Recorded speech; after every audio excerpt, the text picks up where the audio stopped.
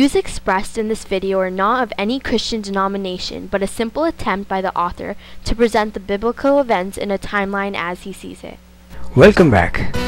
In our recent issues, we saw the Israelites taking possession of the Promised Land. From there, we took a detour to find out why God ordered the mass killing of the Canaanites. Now we are back with our Bible timeline. Just before entering the Promised Land, Moses died at the Mount of Nebo. The children of Israel carried on under the leadership of Joshua. They entered the Promised Land in the year 1446 BC. Joshua divided the land among the 12 tribes of Israel as seen in this map. As we saw before, God had commanded the Israelites to destroy all the Canaanites before occupying the land.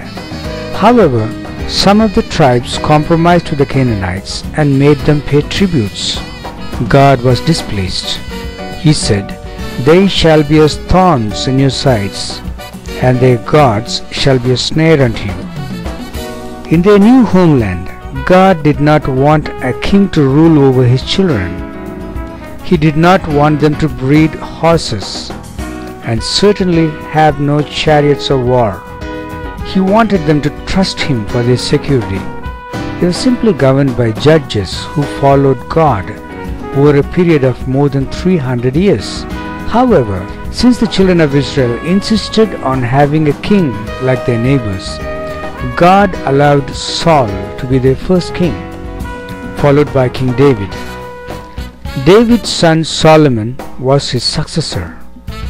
He built a magnificent temple for Yahweh, the God of Israel, in Jerusalem. Sad to say, he also built altars of sacrifice for the gods of his pagan concubines. There was a spiritual decline among the Israelites. Just as God had said, his children left him and served Baal and Ashtaroth like the Canaanite around them. After Solomon's death, Israel divided into two separate nations, namely the northern kingdom of Israel and Judea. The northern kingdom was so wicked it worshipped the Canaanite gods and drove out the priestly tribe of Levites from among them. God uprooted them and handed them over to the Assyrians in the year 721 BC and never to return again. 10 out of the 12 tribes of Israel are gone forever.